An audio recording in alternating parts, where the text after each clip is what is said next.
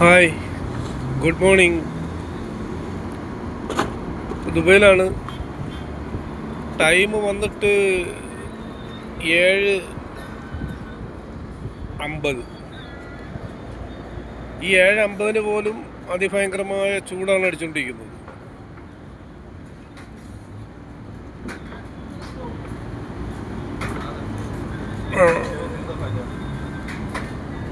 എന്താണ് പ്രവാസം? ഒരു പ്രവാസി, ഓരോരോ പ്രവാസികളും അനുഭവിക്കുന്ന വിഷമം, സങ്കടം,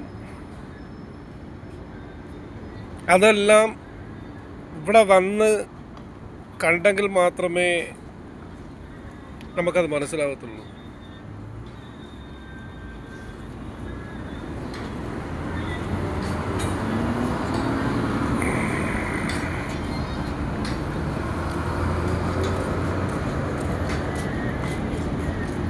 ഇവിടുത്തെ ഓരോരോ പ്രശ്നങ്ങൾ,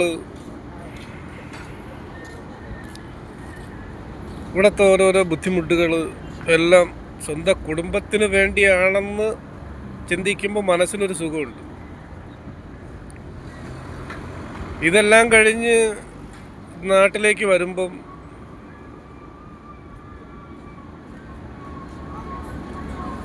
ചിലപ്പോൾ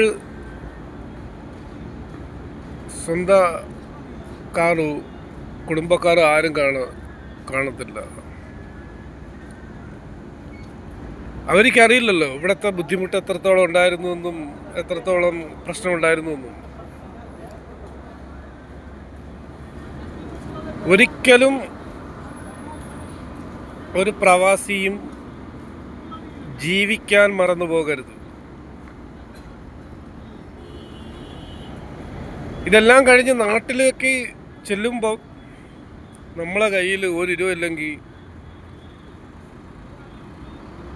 അറുക്കാൻ കൊണ്ടുപോകുന്ന കശാപ്പുകാരൻ്റെ കയ്യിൽ പെട്ടണക്കാവും. അറുക്കാൻ കൊണ്ടുപോകുന്ന കശാപ്പുകാരൻ്റെ കയ്യിൽ പെട്ടണക്കാവും. വെള്ളം തരാതെ നമ്മളെ പച്ചയ്ക്ക് അറുക്കും.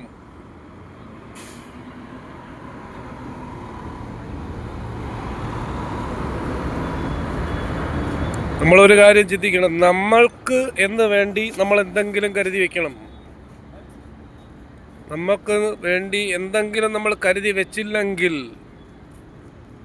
അത് നമുക്ക് വളരെ ദോഷം. എൻ്റെ ഈ പ്രവാസ ലോകത്തുള്ള സഹോദരങ്ങൾ അവരവർക്ക് വേണ്ടി സ്വന്തമായിട്ട് 1000 ദിർഹംസ് ശമ്പളം വാങ്ങിക്കുമ്പോൾ 200 ദിർഹംസെങ്കിലും മാറ്റി സ്വന്തം പേരിലിട്ടില്ലെങ്കിൽ